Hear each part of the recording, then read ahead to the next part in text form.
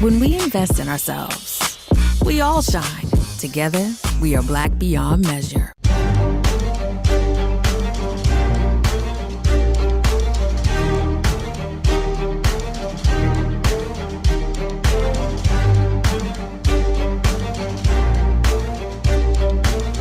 Welcome back to the Black Table here on the Black Star Network.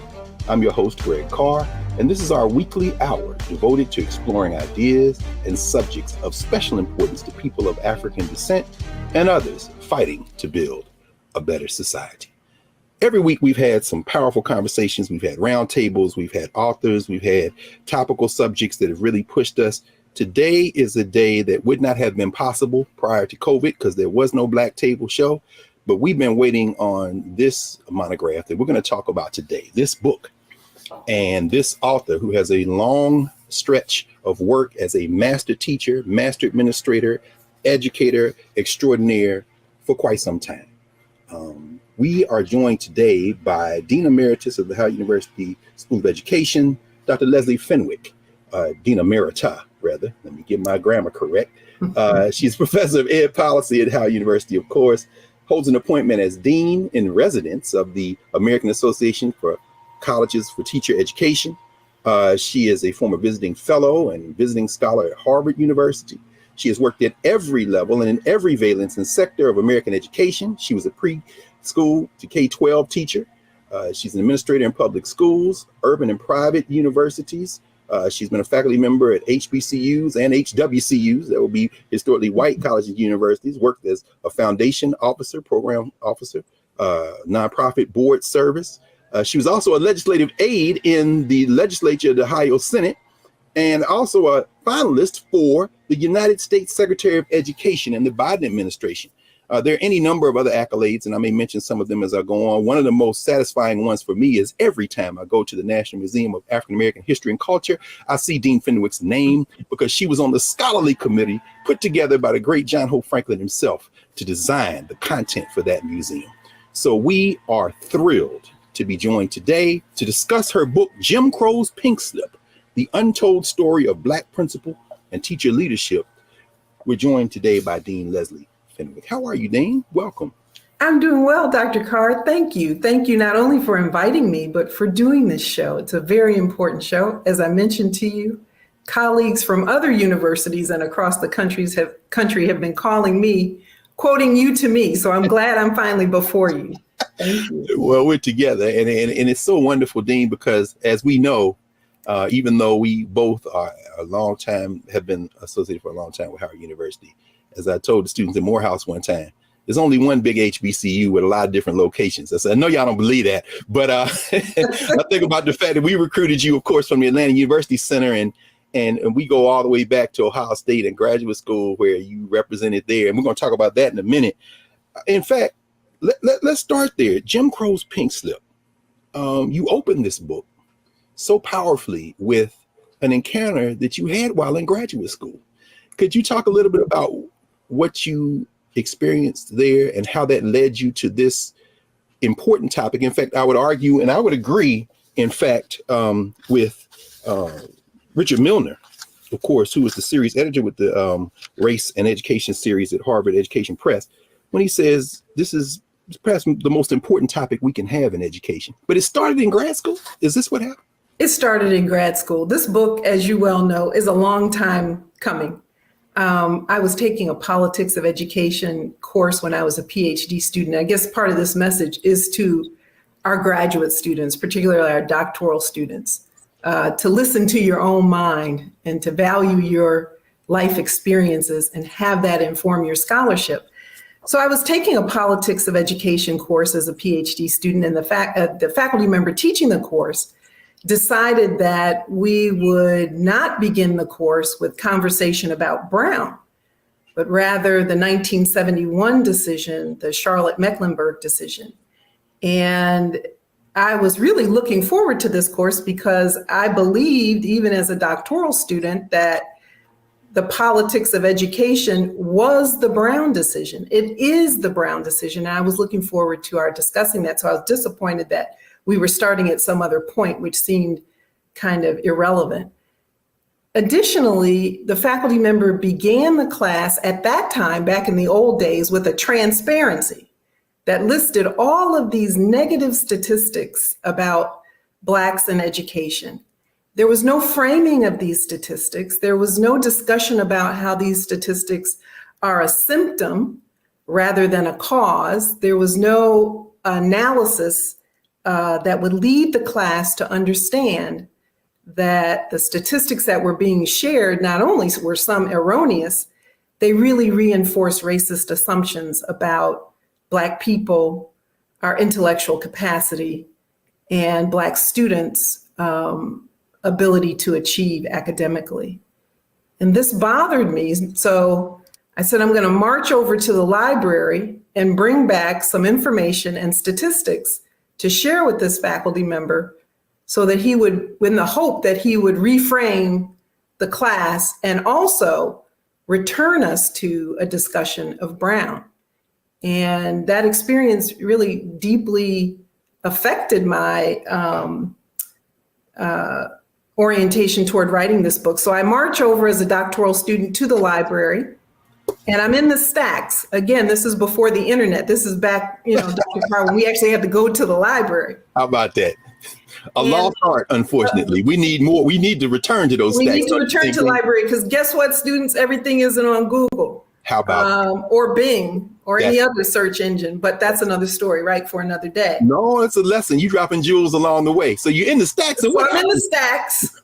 I think it was Ackerman Library. Yes. And I'm gathering these facts about Black academic achievement, the history of Black achievement in the public schools, and just gathering just various and sundry resources. And I should mention here for those who are listening, a great deal of which you experienced personally. I think about how you talk about your own upbringing and the generations of educators. So this wasn't like you were going in search of something that you knew that you didn't know was there. You knew it was there. You just went to go find it.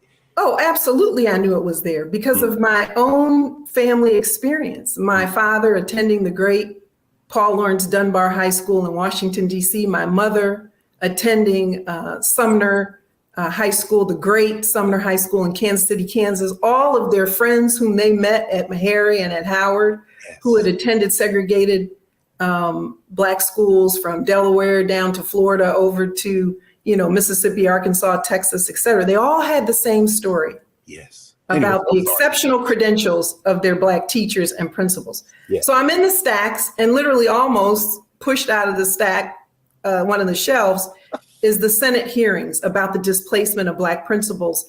And I was shocked by two things. One, that there were Senate hearings, and two, that these occurred in 1971, as late as 1971. So now for our younger listeners, they may say 1971 was ancient history, but don't we think of Brown as 1954? That's right. But really this history still has resonance. It's a history that's not dead and still has resonance today. It's certainly the history of my generation. I mean, born in 1965, I think about the fact Various and Dira Swan visited Howard's campus, and Lisa Crooms Robinson and myself both said to them, we were the shock troops in Nashville in 1970-71. And when you're writing this book, you're really unveiling. I'm reading every line like, my God, this is what happened to me. I was robbed of those great teachers at Cameron High School and Washington Junior High School, and now I know why. But anyway, so these hearings, what is you are exactly right in saying that, because it's our generation, Dr. Carr. At best, we might have been the last generation who had these models of intellectual authority and models of leadership authority, models of intellectual authority in teachers and models of leadership authority in the principals. We may, if we were lucky, have been the very last generation of Black students to have experienced these generations of Black teachers who have never been replaced. I tell my students all the time, we were trained by that last generation, that greatest generation that came out of U.S. apartheid. And you can tell the difference. And I know we're going to talk about that, but this is important to get it in the beginning. So as you're looking through these Senate hearings, what is revealed to you? I mean, what do you see there? I mean, it's amazing we don't know about these hearings. It is absolutely amazing, because this is the untold part of Jim Crow's Pink Slip, the untold story of Black principal and teacher leadership. And again, this is a message to our young scholars, young PhD students and newly minted faculty. So these Senate transcripts on the displacement of Black principals have been cited at least 100 times in the literature. And yet the singular story that's shared in the Senate transcripts has not been talked about. The Senate committee was chaired by then Senator Walter Mondale, whom you know later becomes a vice president. And it opens with the testimony of Dr. Betty Smith. Senator Mondale asks Dr. Betty Smith to talk about her experience of being fired after the Brown legal decision. And he explicitly asks her if her experience was unique and singular to her, or if she has evidence that other principals who are Black in Georgia experienced the same thing. He asks her about her academic credentials and the academic credentials of the individual whom replaced her. And this is the focus of the more than 1,500 pages of that transcript and all the supporting documentation, that we lost an exceptionally credentialed generation of Black teachers and principals as a result of massive white resistance to Brown, which was the law of the land. And this massive resistance began prior to Brown, so about 1952, and it extended well into the late 1970s. We're going to pick up with this on the other side, but as you open the book, so many striking moments as you craft this. And I remember many years ago, well, not that many, but certainly maybe 8 or 9 years ago, when you talked to the freshman class at Howard about your research, reading this and having you characterize this as the largest brain drain in the history of American education and maybe education anywhere. It hit like a thunderclap. Mm-hmm. I mean, there was that many people then? So we're talking primarily about the 17 dual system states. And these are states which by state law and custom operated racially segregated schools, not just in elementary school, not just in high school, but in college and graduate and professional schools. So what that meant is that Blacks who were residents of those states, who paid tax dollars to support public services in those states, could not attend public schools, colleges and universities, graduate and professional schools. Those state institutions were white reserved. And so we attended HBCUs, historically Black colleges and universities. And if that individual wanted to pursue graduate or professional education, a PhD, a JD, a DDS, an MD, any such degree that was not offered by the HBCU, that Black citizen had to leave the state to earn academic credentials at the graduate level. And so in education, where did most of the individuals who were teachers and principals, after earning their undergraduate credentials at the state's private or public HBCU, where did they go to earn master's and doctoral degrees? In my book, I trace the institutions that they attended. And they attended these institutions in this order: New York University, Columbia University, the University of Pennsylvania, The Ohio State, University of Michigan, University of Chicago, and Iowa. Those were the top 7 institutions attended by Black educators who were seeking graduate credentials. And they do what I call in the book an academic migration. They go north or Midwest or slightly west, earn their master's and doctoral degrees, and return to the segregated South to teach in all Black segregated schools. As early as 1926, the school that my mother attended for high school, Sumner High School, as early as 1926, 41% of the all Black faculty at my mother's high school had master's and doctoral degrees. and about 3 from University of Chicago and Harvard combined.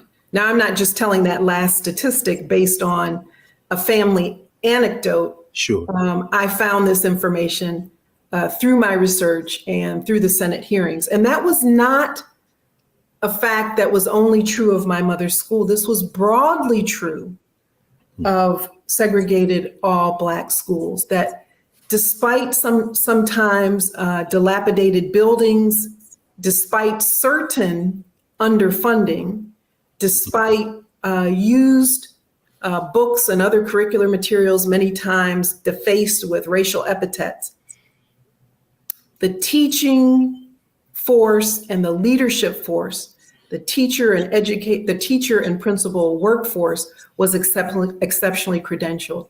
And they had also experienced learning in a desegregated or integrated environment in their graduate school education. So they returned to the South after, as part of this academic migration,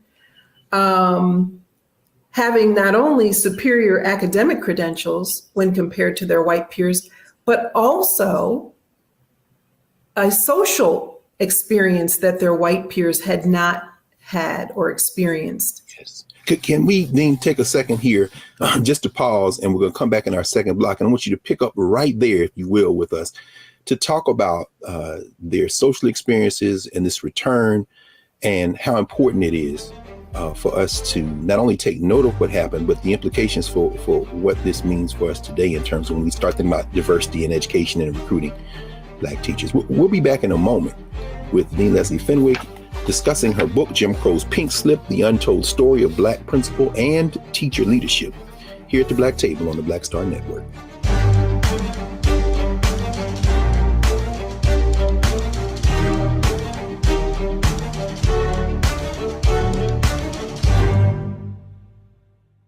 I'm Deborah Owens, America's Wealth Coach, and my new show, Get Wealthy, focuses on the things that your financial advisor and bank isn't telling you, but you absolutely need to know. So watch Get Wealthy on the Black Star Network.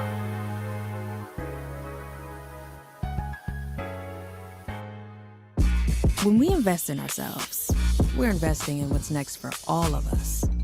Growing, creating, making moves that move us all forward.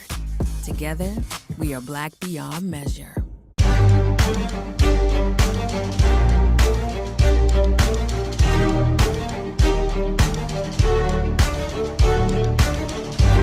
Welcome back to the Black Table.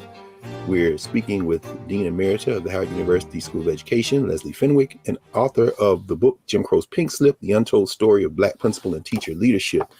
Dean, when we left, you were walking us through this remarkable force of educators who returned to the South because they couldn't go to school in their home states. I think about your colleague and our friend, the late Jim Donaldson out of Florida, Lincoln University graduate, 26-year-old PhD from the University of Illinois. So many of them in the Big Ten. I mean, I know I went to Ohio State because Jamie McDonald Williams had gone to Ohio State in the 40s. And I think about so many who had gone to these schools and then they came back. And of course, we think of them in terms of HBCUs, in terms of populating those faculties.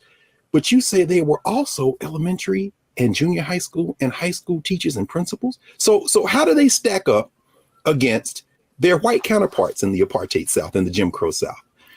So as I mentioned, Black teachers across the apartheid South, the 17 dual system states, Black educators, teachers, and principals were more academically credentialed and experienced than their white counterparts. And this was one of the horrors and one of the reasons why this issue reached the ears of Congress in terms of this series of U.S. Senate hearings on the displacement of Black principals. The issue was not simply their displacement. The issue was that they were being fired, demoted, and dismissed and replaced by lesser qualified whites.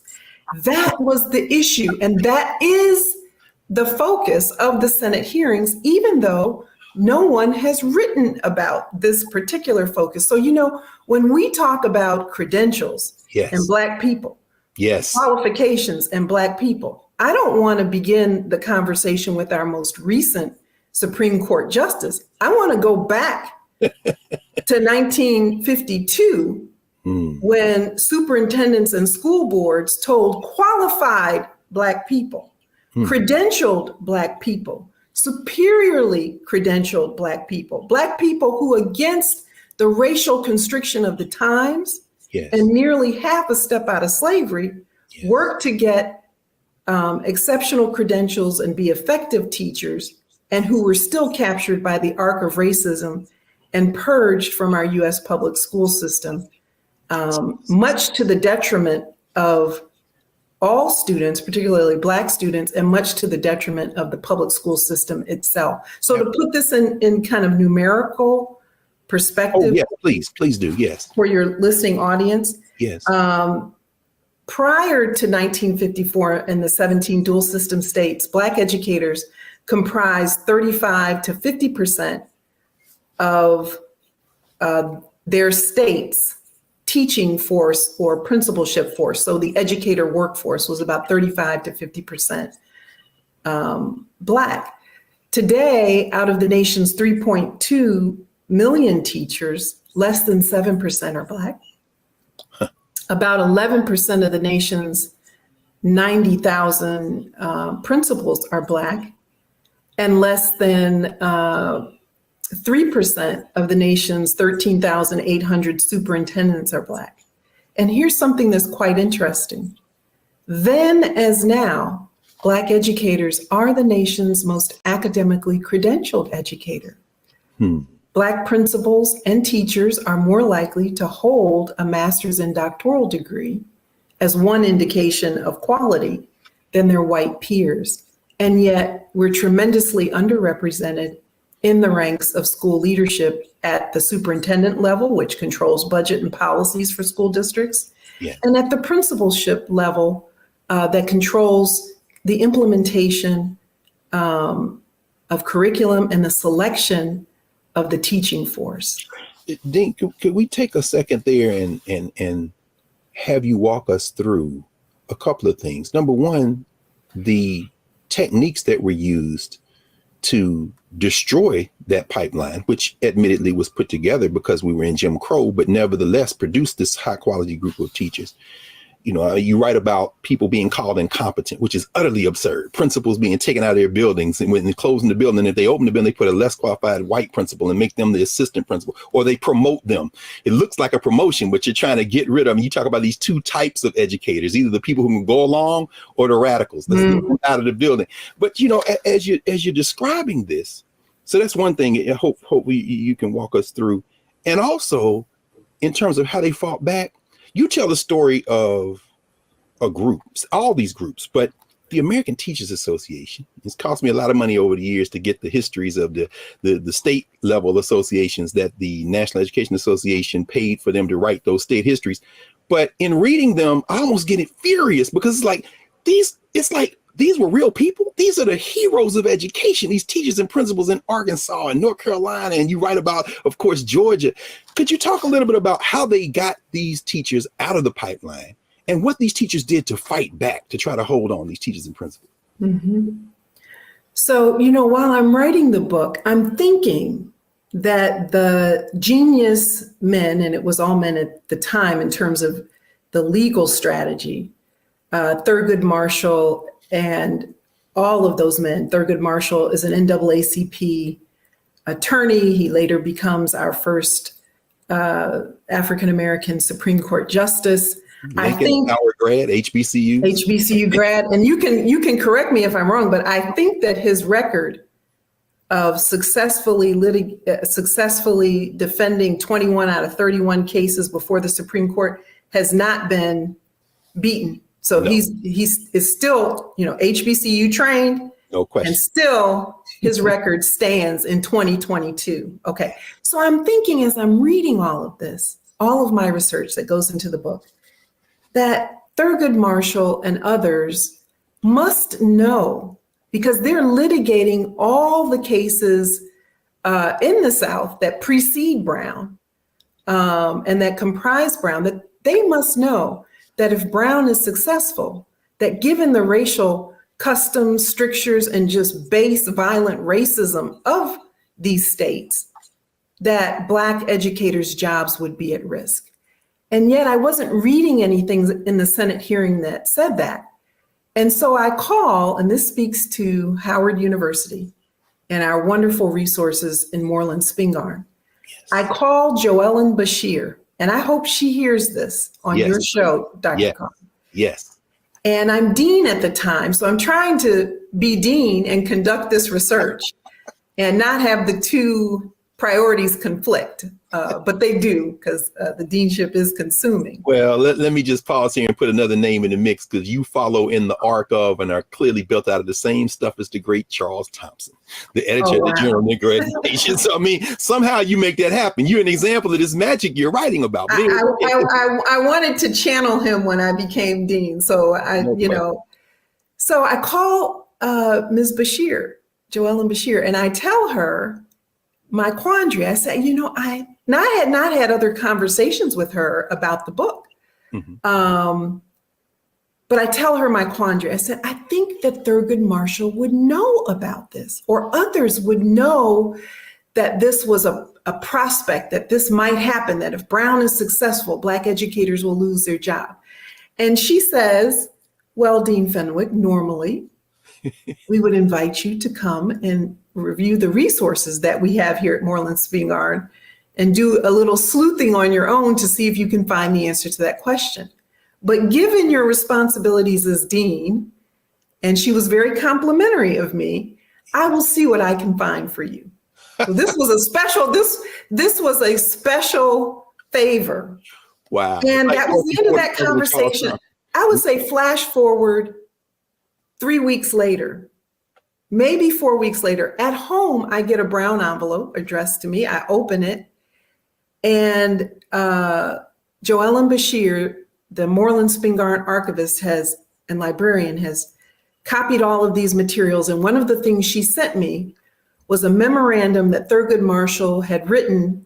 He was establishing in the NAACP the Teacher Information and Security Department.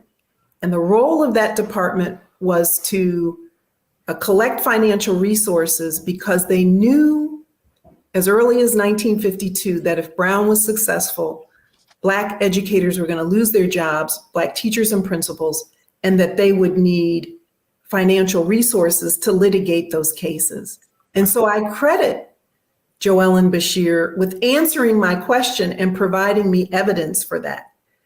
And there were a lot of other interesting memoranda in there signed by Walter White and other leaders of the NAACP at that time, and even before. Thurgood Marshall also documents one of the most egregious cases. Remember now, he and other NAACP attorneys are going south. They're collecting the testimonies of Black principals and teachers about what's happening to them. Yes. And in South Georgia, he identifies a principal of a one-room dirt floor schoolhouse. The gentleman had earned his undergraduate credentials as a teacher at Fort Valley State University. At the time, I think Fort Valley College, now today, Fort Valley State University in Southern Georgia, and had gone on to earn a master's degree in educational leadership from Columbia University. Returned to the South and was teaching in a one-room dirt floor, all Black schoolhouse. And while integration was progressing, or the transfer, I'd prefer to call this the transfer of Black students into previously segregated all-white schools. That's very different than integration. This gentleman was replaced by a white milkman. Whoa. Now, this is the most egregious error, the most egregious example. I don't think that example was common, but what is clear by the historical record is that on a near one-to-one basis in the 17 dual system states, exceptionally credentialed and effective Black educators were replaced by less credentialed whites. Some were educators, others were not. And so in many ways, we've gone back. There is no state today that has 35 to 50% of its educator workforce as Black. And the assertion of Jim Crow's pink slip is that we can trace the underrepresentation of Blacks in the educator workforce to this purposeful decimation of the Black educator pipeline, which resulted from white resistance to the Brown decision. And that protracted resistance occurred for more than 25 years. Thank you, Dean. We're going to take a pause here, and when we come back, let's continue this. You write about the Singleton case. You write, in fact, devote a whole chapter in litigating Jim Crow desegregation. And when we come back, we want to talk about that fight, and not only how the Black educators were involved, but the Black sororities, fraternities, the links, how Black folk fought back. And we'll be back in a moment to continue our conversation with Dean Leslie Fenwick, author of Jim Crow's Pink Slip, here on the Black Star Network. Back in a moment.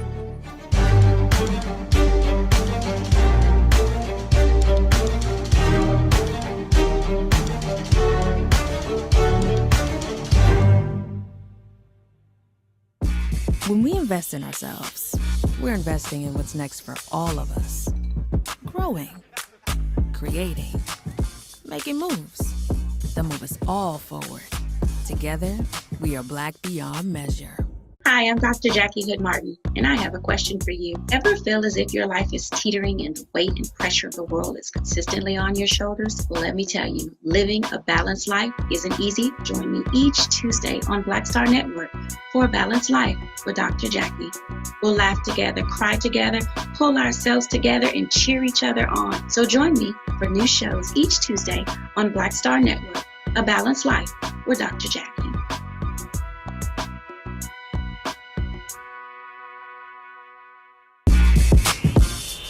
When we invest in ourselves, our glow, our vision, our vibe, we all shine.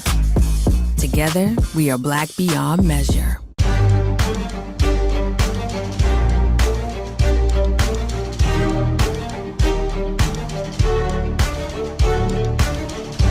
Welcome back to the Black Star Network. This is the Black Table. I'm your host, Greg Carr, joined today by Dean Leslie Fenwick, discussing her book, Jim Crow's Pink Slip. Don't forget to support the Black Star Network. It's not a conversation you're going to see anywhere else, frankly. Dean, when we left, you, of course, in this book, and everyone, you need to get this book because every page is littered with the history of our people. You mentioned Fort Valley. You talk about Horace Mann Bond, of course, who had been the president there and at Lincoln University before that. You talk about these rural educators who were wiped out.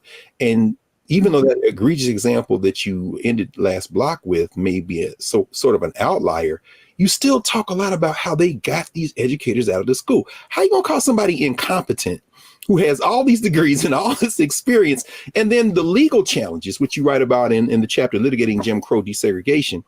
You know, these legal challenges, there were some successes, weren't there, in terms of trying to attack this because it's so baldly racist. Could you talk a little bit about how they fought back and how they recruited Black folk in the community to help and how the Black professional class helped as well? Your language about baldly false is very important here. So yes, chapter 4, litigating Jim Crow, summarizes and analyzes all the legal cases that ensued given the firing, dismissal, and demotion of these 100,000 Black teachers and principals. And the fight was primarily led, the Herculean effort, by the NAACP. So Black teachers and principals are bringing their case to the NAACP. And remember now, the NAACP isn't located away from what's happening. The lawyers, primarily African-American, Jewish, some white, are going into these states and they're living in these states and they're recording what's happening to Black teachers and principals. So they're not removed from the reality, the hot reality of everyday life with Black people. Absolutely. They're part of this reality. Absolutely. Let's stop. And I want to mention that we interviewed Margaret Edds, who wrote a book on Spotswood Robinson and Oliver Hill. Of course, Virginia Union trained, Howard University trained lawyers, and the school pay equalization fights that they had predating Brown. So the point you're raising now, I mean, is very important in this era when we think of Black leadership as not necessarily emerging out of Black communities. These Black folk and folks like Jack Greenberg, as you say, they are literally living with the communities they're fighting with. That's critical. It's critical. The other piece that's critical that doesn't get talked about as much is that, Black teachers, many of whom were female, are responsible for universal education, public education becoming a reality in the South. And this is really well chronicled by James D. Anderson's book, which I think should be read by every person, every American. Yes. Certainly every African-American person needs to read his book, The Education of Blacks in the South, because it will remove any miseducation about the vigorous pursuit of education by Black people and where that pursuit originated. It did not originate on this continent. Africans brought a deep and abiding commitment to a certain type of education and socialization of children and young people. And let me just pause here to inject in terms of what you write about. You talk about what this basically demotion and elimination of so many educators and principals of African descent does to the curriculum.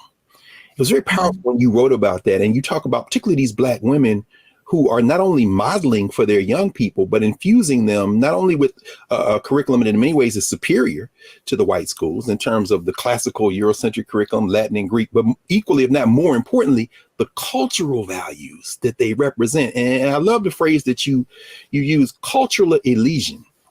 When you talk about that cultural elision, I mean, this isn't just about jobs, although you also write about what this does to Black wealth in this country. I'm like, how is Jim Crow's Pink Slip not the first book we look at when we start talking about education, but the cultural grounding? I mean, this smashing this pipeline it's beyond the demographic. And you write about that. You say it's bigger than the data, although the data hasn't been brought forward. There's this cultural elision. Can you take a minute and talk about what are the implications of this for even today? So, now I've talked about the teachers and a large percentage of them being female, and this is related to your question. And the majority of principals at the time are African-American males in the all Black segregated schools. And in all white segregated schools, the majority of principals at the time are also male. It wasn't until about the late 1980s that females as a group, regardless of race, become the majority of principals. Okay. So students are losing out on these models, as I said earlier, of Black intellectual authority and Black leadership authority when they're pushed into the previously segregated all white schools. You asked me so many questions there. Oh, just anywhere, because everybody has to get this book, quite frankly. And I know we're going to be teaching it. So I'm just glad this is our point of entry for so many people. But go ahead. Anywhere you want to pick, of course. Dean. Well, let me talk about chapter 4, the legal cases, which it took quite some time to compile those and analyze them. There were several important partners, and one of the things I was saying is that all of this is under the Herculean leadership of the NAACP and its attorneys, but there were partners, important partners across, I would say, a cross-racial alliance led by the NAACP, the National Association of Secondary School Principals, which had previously primarily been an all-white and male organization, comes to the aid at the urging of Black principals and teachers to say, yes, this is a national problem. And they pressure the Nixon administration. They write amicus briefs. They testify in these series of Senate hearings saying this is an atrocity and it must stop. The American Friends Service Committee, which we know as a Quaker human rights organization, goes into the South. They do some very powerful studies about how Black students who've been pushed into previously all-white segregated schools, how they're being treated in these schools. Teachers tearing up their homework, teachers requiring that they sit in the back rows, teachers requiring that Black students turn their desks to the back wall, ignoring physical abuse. The American Friends Service Committee, a Quaker organization committed to human rights, goes into the South and records this and has powerful studies, not only about the bloodletting, the purging of Black educators, but how students are being treated. The American Jewish Congress also lending legal support, amicus briefs, commentary and strategy to fight this horror. So one of the messages of Chapter 4 is that Black educators come to their own defense and utilize the NAACP to fight the cause. And they also, these Black educators, urge and encourage other conscious organizations cross-racially to join the fight for right. Unfortunately, most of the damage is done even as the legal process unfolds.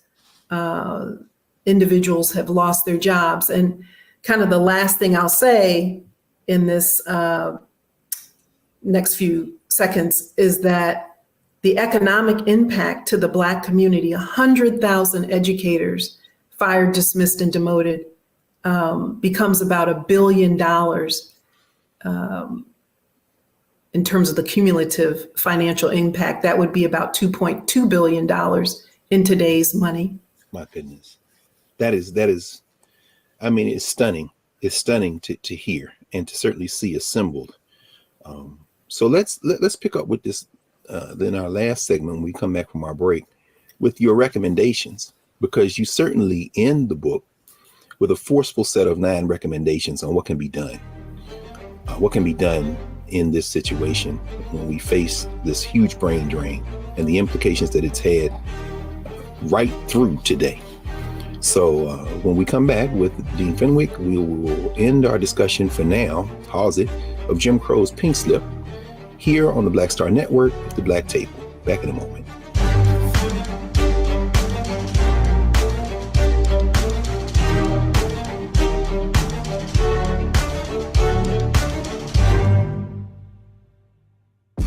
When we invest in ourselves, we're investing in what's next for all of us. Growing, creating, making moves that move us all forward.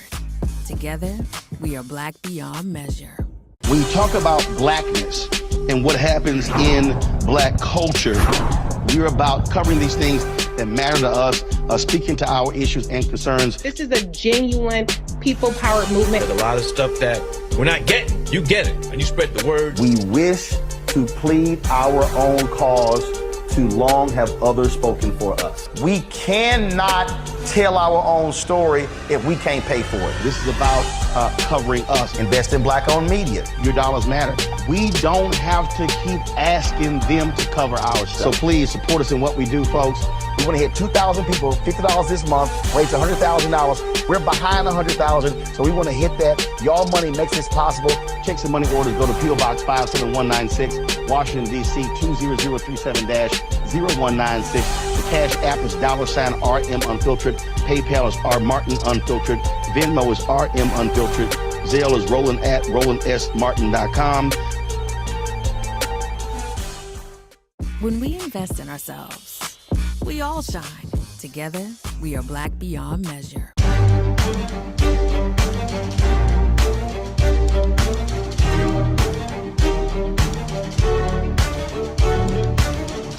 Welcome back to the Black Table here on the Black Star Network. Don't forget to support the Black Star Network. I'm your host, Greg Carr, and I'm joined by my friend and colleague, Dean Emerita of Howard University School of Education, Leslie Fenwick. Dean, every page I was thinking, I remember those days when the Black students, I was one of those Black students who, you know, the discipline stuff, all the things. And you talk about the fact that integration for this system in the South and beyond, but really in the South meant they wanted the students to integrate, but they didn't want those teachers, those Black teachers, to have control. And so they got rid of the teachers, you know, but you end with 9 recommendations because this is the world we live in now. And you paint this picture and you show us that this was not accidental. This was very deliberate. But of course, and I love the last thing you write in the epilogue when you write, now just quote you to yourself, you don't mind. What would it mean for American democracy when these young people, many of whom have been pushed and held at the margins of social, political, and economic order, are the majority? And you talk about non-white students being the majority now in the public schools. Will their commitment to democracy and public schooling be resonant, or will it be absent? How do we fix this, Dean? It's got to be fixed. We're here, right? So I mean, we have to fix it. You see me glancing down, and I can only imagine how students in your class feel because I have to take notes on your question. No, you had to take notes. you live this. we could have a 5-hour conversation. I'm trying to focus my. Take your time. You want to come back? We have to invite you back. I will say this. You know, in the policy world, you know, research. As I teach my students in policy class, research informs policy. Policy is to inform funding. So, you know, research, policy, program, intervention, funding, there's this circle. And so one of the things I was attempting to do in the book is eradicate this myth that's often said in poetry voices. I say it in poetry voices. Black students pursued careers previously unopened to them after Brown. And that's why we have less than 7% of our nation's 3.2 million teachers as members of African-American or Black racial groups or ethnic groups. That is not factual, but you will hear that and read that in the research literature, in social commentary about the underrepresentation of Blacks in the educator workforce. It's constantly repeated, and yet the historical record does not show that desegregation ushered in the release of Blacks from the educator professions voluntarily. What the historical record shows is that Blacks were purged from teaching and leadership positions in the public school systems across the United States. And we have not yet recovered from that purging. That's the first thing. The second part of the myth is that Brown really meant the integration of Black students into previously segregated all-white schools. Brown never said, close all the Black schools, fire the Black principals, teachers, and principals, and push Black students into previously all-white segregated spaces. But that's what was orchestrated to occur in order to maintain the segregationist hold on the public school system and the monies that supported it. And so there's a myth busting that is an intention of Jim Crow's pink slip here. A correcting of the record about what Brown meant and what we still haven't fulfilled. Brown meant that we were to cease segregation in public schools. And ceasing segregation meant to wholly integrate the student bodies, the faculties, and the staff, meaning administrative staff. So in order to achieve Brown, what we were to have done was to integrate teachers, the teaching body, the principalship, and the student bodies. And yet on June 15th, 1971, the nation turns its attention away from the conversation and the fight to integrate the educator workforce, teachers and principals, into desegregating schools, and defines desegregation as the simple presence of Black students in previously all-white schools. So we focus now on these ratios of Black to white students rather than the larger good which would have been served. And I asked the question in the book, where would we be today if these generations of exceptionally credentialed Black educators who at the time had a commitment to anti-Black racism? And how do you know they had a commitment to anti-Black racism? They were establishing NAACP chapters, and they were leading voting rights campaigns in very threatening circumstances. Okay. Very racially constricted settings, many times with threats against their own lives. And so in order for us to kind of correct this circumstance, we need to know the myth, understand the actual history, and then write policy that addresses the historical record. Yes. And that's what led me to the 9 recommendations that conclude Jim Crow's Pink Slip. Thank you, Dean.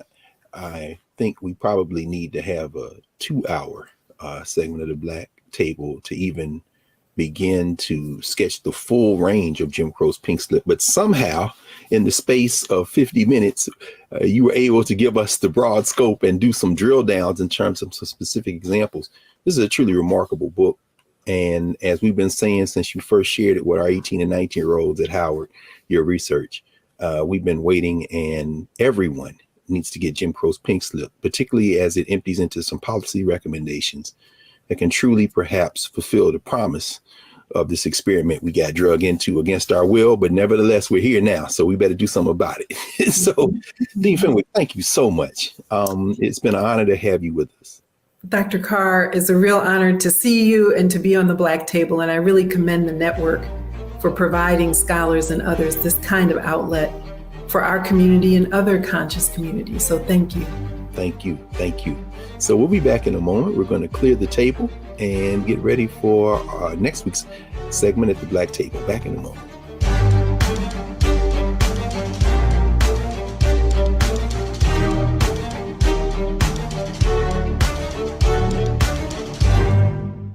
When we invest in ourselves, we all shine. Together, we are Black beyond measure. Hatred on the streets, a horrific scene, a white nationalist rally that descended into deadly violence. White people are losing their damn minds. As an angry pro-Trump mob storms the U.S. Capitol, we've seen We're about to see the rise of what I call white minority resistance. We have seen white folks in this country who simply cannot tolerate Black folks voting. I think what we're seeing is the inevitable result of violent denial. This is part of American history. Every time that people of color have made progress, whether real or symbolic, there has been what Carol Anderson at Emory University calls white rage as a backlash. This is the rise of the Proud Boys and the Boogaloo Boys. America, there's going to be more of this. Here's all the Proud Boys, Dave. This country is getting increasingly racist in its behaviors and its attitudes because of the fear of white people. The fear that they're taking our jobs, they're taking our resources, they're taking our women. This is white fear.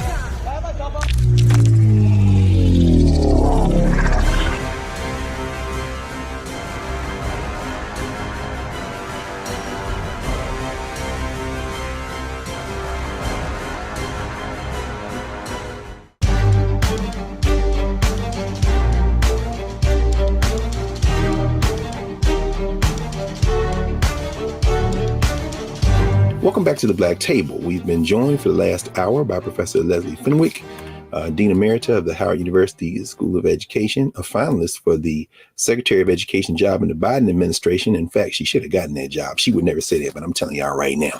And some of you who didn't know Dean Fenwick before, you know now why that would have been a good move. So many other things. She is an institution builder. She certainly, as a co-founder of the Urban Superintendent's Academy, and under her leadership as Dean of Howard School of Education, working hard to rebuild that pipeline of Black educators. So we're going to close today with a reminder from the great W.E.B. Du Bois, who Dr. Fenwick writes about, when he addressed Black educators at Johnson C. Smith University in Charlotte, North Carolina in 1960, in a speech he gave entitled Whither Now and Why. You've heard me talk about that before. And he said, segregation is going to end. These laws are going to change. And when they do, we're going to be faced with the deeper issues of race, culture. And if we don't address these issues of race and culture as it relates to education, our children are going to be pulled into a system where they will be defenseless. And as we heard Dean Fenwick say, this was something that the NAACP anticipated and yet found itself powerless to prevent in the face of structured opposition, not just from the South, but in some cases from the federal government, from the testing agencies like ETS and others. And so we are faced now with a challenge. Will we educate our young people in this country, or will we surrender to the forces who simply want to choose something else over our common humanity? We know the answer to that is up to us, and we will meet the challenge. Join us next week at the Black Table. We will continue, and don't forget to support the Black Star Network. Thank you.